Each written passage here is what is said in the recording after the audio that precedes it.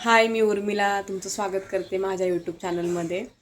तर कालच्या व्हिडिओला तुम्ही खूप भरभरून प्रेम दिलं, खूप चांगल्या चांगल्या कमेंट केल्या आणि त्याच्यानंतर मला सगळ्यांनी असं सांगितलं की आम्हाला तुझे व्हिडिओ नक्कीच बघायला आवडतील.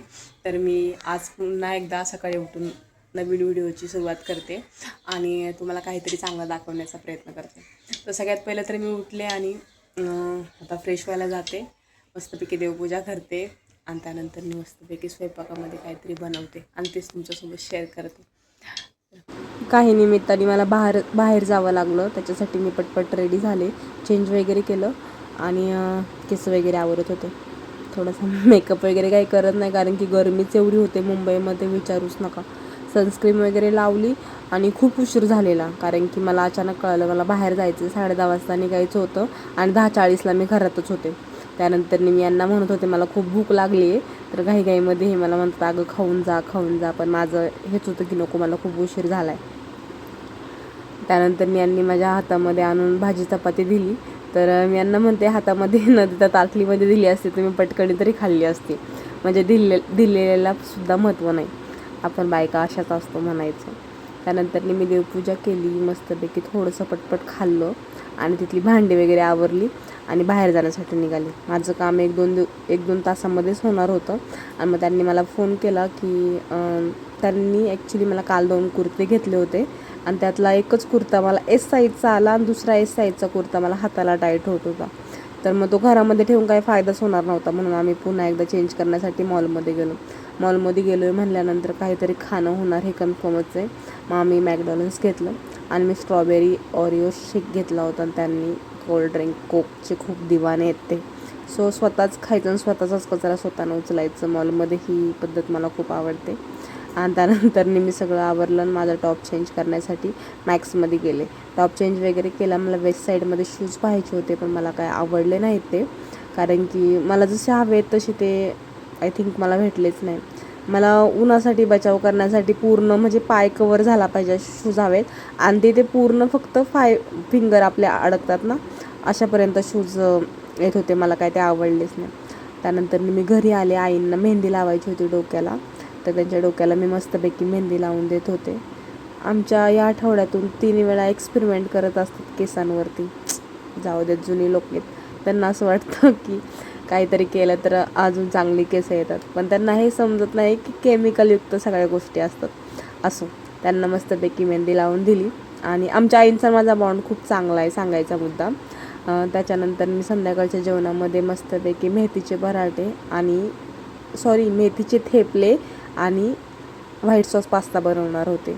रोज डाळ भात आणि आमच्या इथं कंटिन्यू आठवड्यातून 2दा घेवड्याची आमटी असते, ते खाऊन खूप कंटाळा येतो. त्याच्यामुळे मी मस्तपैकी मेथीचे थेपले आणि पास्ता बनवणार होते. तर मेथीच्या थेपल्यांची रेसिपीचा काही व्हिडिओ बनवला नाही, पण मी तोंडाने सांगते. काही नाही, आपली मेथी आणली ना बाहेरनं मस्तपैकी साफ करून घ्यायची आणि त्यानंतर मी तिला छोटी छोटी कट करायची. छोटी छोटी कट केल्यानंतर तिला एका परातीमध्ये घ्यायची. त्याच्यावरती थोडंसं मी बेसन पीठ टाकते, गव्हाचं पीठ टाकते आणि त्याच्यावरतून एक कांदा चिरून टाकलेला. कांदा तुमच्या मनावर आहे, काही लोक टाकतात, काही लोक टाकत नाही, पण मला आवडतो मी टाकते. कांदा चिरून टाकल्यानंतर त्याच्यामध्ये मीठ, हळद, आपले सगळे मसाले, हिरवी मिरची, लसूण आणि थोडीशी कोथिंबीर, त्याची पेस्ट करायची आणि ती त्याच्यामध्ये ॲड करायची. वरतून थोडंसं धने जिरे पावडरसुद्धा ॲड करायची. पांढरे तीळ, ओवा हातावर असा मस्तपैकी मॅश करायचा आणि त्याच्यावरती असा पसरून टाकायचा. जिरेसुद्धा त्या वाटणामध्ये घेतले तरी चालतात, जिरेनेसुद्धा चांगला स्मेल होतो. आणि त्याचा चांगला मस्तपैकी डो बनवून घ्यायचा. आपण जसं गव्हाला पीठ मळतो ना तसं, म्हणजे चपातीसाठी जसं पीठ मळतो तसं आपण त्याचा डो करून घ्यायचा आणि अर्धा पाऊण तास ते पीठ भिजत ठेवायचं.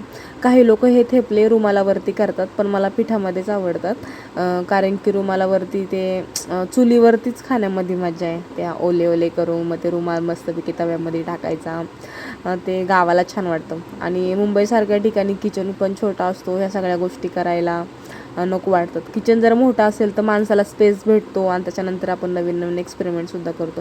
मग मी सिंपल पद्धतीने ते आपले गव्हाच्या पिठाला कणिकला थोडंसं हे घेते आणि मग त्याचे थेपले बनवते.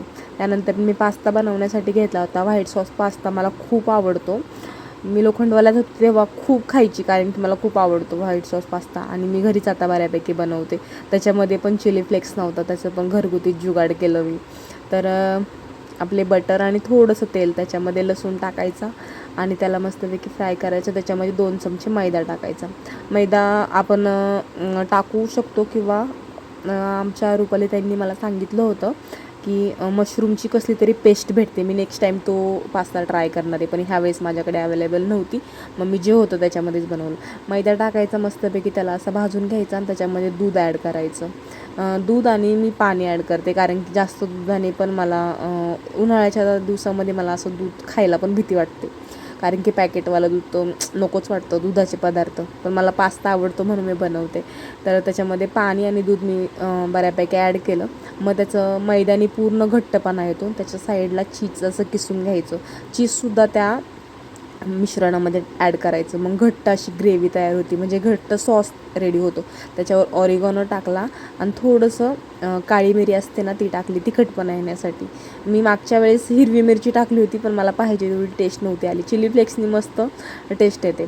त्यानंतर मी मस्त लाल शिमला मिरची, पिवळी शिमला मिरची, ब्रोकली आणि मशरूम त्याच्यामध्ये ॲड केले. कॉर्न माझ्याकडे नव्हते, हे सगळं मी सलाडसाठी आणलं होतं म्हणून ते सगळं ॲड केलं.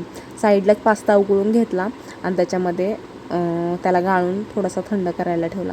तोपर्यंत आपला सॉस रेडी होता. चिली फ्लेक्स नव्हता म्हणून चिली फ्लेक्ससाठी आपली कश्मीरी लाल मिरची असते ना, तिला थोडीशी अशी तव्यामध्ये फ्राय केली आणि तिला मिक्सरला बारीक करून घेतली.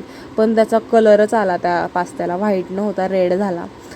तर मग मी बोलले जाऊ देत. त्याच्यानंतर मग मी मस्तपैकी त्याच्यामध्ये पास्ता ॲड करून घेतला. तुम्ही पाहू शकता किती छान झाला आहे.